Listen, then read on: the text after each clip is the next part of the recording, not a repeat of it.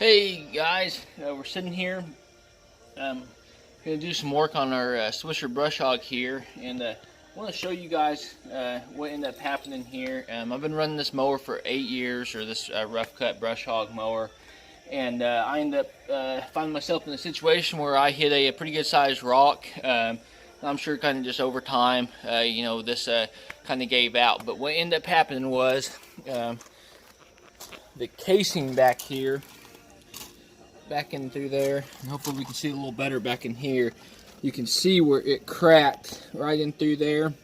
So I want to kind of walk you guys through how we're going to go about replacing this thing. Our very first thing that we're going to use is this guy right here, and what I did is I've already loosened it up, and it really wasn't as hard as what I thought. One guy can do it, but so I put this on this side, and then underneath on top of the mower there, you've got your pulley system, and I'll walk you around through here and show you that. So right there's your pulley, and I definitely did it right. I actually had to get the bearing, or I had to replace the bearing on this too, or I'm going to. And all I did was take this old pipe wrench and put it right there, and then applied pressure, and on the other side of this again. So I just held this thing right here, and then on the other side I took the wrench and it's right here, and I started going backwards, so to the back towards the mower there. And it loosened up pretty good. This actually did not move, so keep that in mind if you guys run into this situation. That thing's on there pretty tight, but the other side is actually what's loosening, which actually should work out a lot better when I get the rest of this stuff replaced. But I'm gonna get that casing replaced first on the inside of this, and then I'll start the video back up and show you guys what kind of where we're at and what our next step is on replacing that casing back in there. So alrighty guys, well, we got the blade here off of there, and I'll kind of show you what we're talking about here. You can see, I got the bearings and everything. I mean, I pretty much whatever I hit that rock, I mean, it definitely connected, and it did. I think it's just an overtime deal, but here's our next item here. You get to see that casing just a tad bit better, and after 8 years, I mean, I could definitely see, if this mower hadn't been used that much, that kind of be a disappointment. But I mean, I've mowed with this thing for hours upon hours, and this thing has just been phenomenal, extremely durable, tough. But I am using a size 19 socket there to get this guy out, and that's it. Replacing the casing again, and I'll show you the back side how I'm doing that. I got the spool there taken off of there with that main bolt, and as you guys can see, I got the nut there in a good spot, and I'll do all 4 of those. You can see inside of that, I mean, it's actually really clean. Put some grease on there, and then we should be ready to rock and roll from there. Here's another item that I actually had to replace as well. Is this right here? There should be like a grinder looking thing right in there. I mean, you guys can see. I mean, I definitely did some damage inside, but like I said, I mean, these things are made to take a lot of pressure. They're just great mowers. It's just unfortunate, I hit that rock at the time I did, and we'll move on, taking all 4 of those bolts, and then we'll get going on to the next step here, replacing that casing. Alrighty, well, we're ready for our next step here, and that's going to actually be replacing that casing there. One thing I will have you guys keep in mind is when I got this, these bolts right here did not come replaced, but just remember, those things are a size 19 bolt. If you do have to, for some reason, replace those, I know Swisher's got them, just not in this particular package. And I did want to show you guys this, how clean those bolts actually were. So I mean, those bolts and those washers are the original ones, and you can see the new casing from the inside there now. So we're gonna get that guy tightened up, and then we've got the new pieces there, you know, for the inside of it, and then we'll move on to the next step, and hopefully get this guy put back together and operational. You know, and one thing I will touch on, this package does come with that replacement there for that shaft, but that shaft actually looks in really good condition, so not really having any issues there. Doesn't look like it's bent, so I think I'm actually going to just keep with that one, and just, you know, keep this one as an extra, you know, for the future there, because, you know, these mowers will last forever, you know, if they're taken care of, you know, for the maintenance. This is actually the biggest thing that I've ever done. And, you know, I'm down here in southwest Missouri, doing a whole lot of you know, brush hogging on our properties, and sometimes, you know, I got some new areas that I'm trying to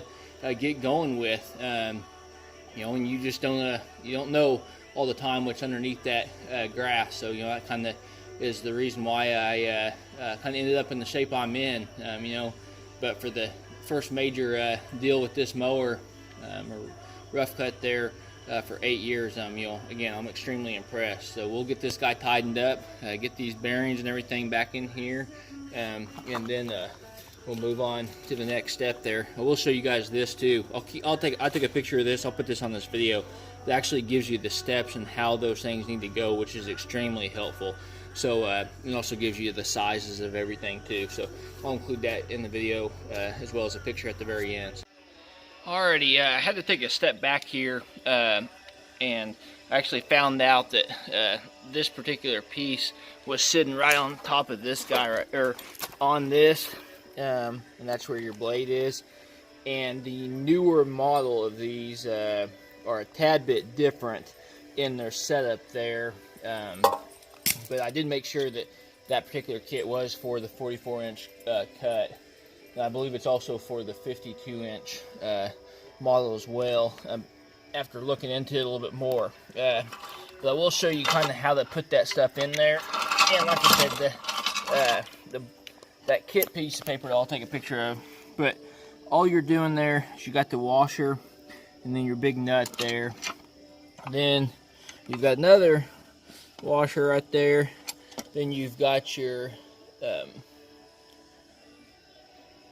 what do they call that thing? A cover. Yeah, no, that's not right.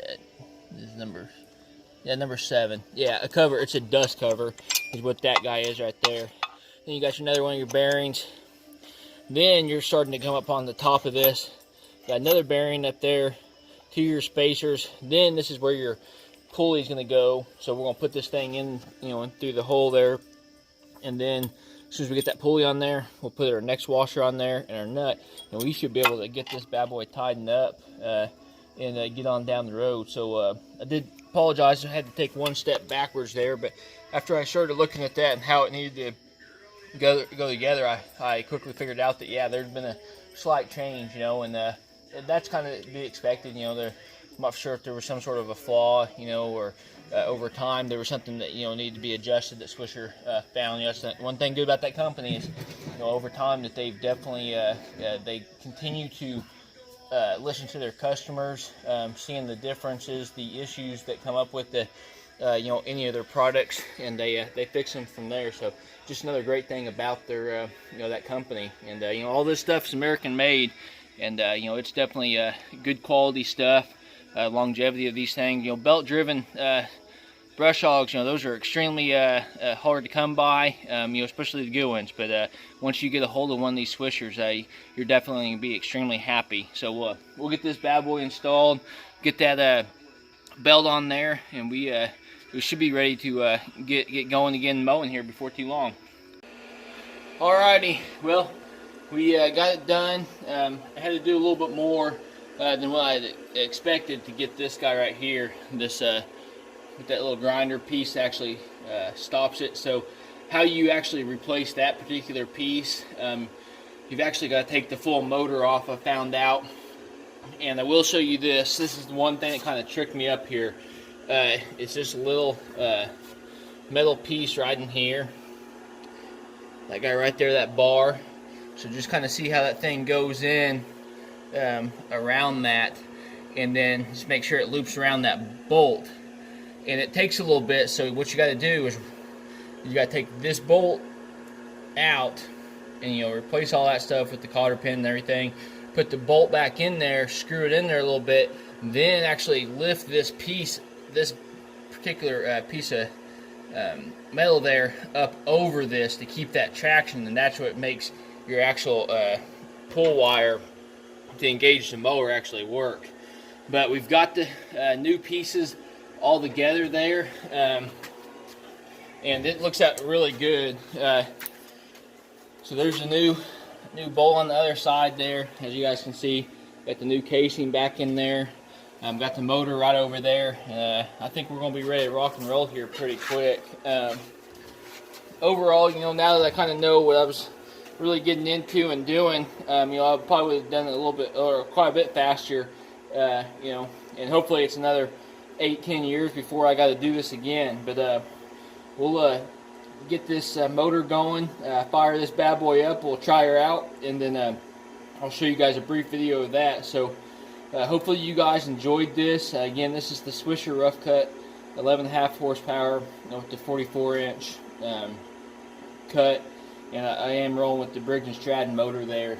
So if you guys are looking to get into a brush hog, you know, for a good quality one to, you know, haul behind the lawnmower, four-wheeler, UTV, you name it, these Swisher Roughcuts are good as any of them out there, in my opinion. So like always, hopefully you guys get out there in nature, and best of luck on your guys' upcoming hunting and fishing season.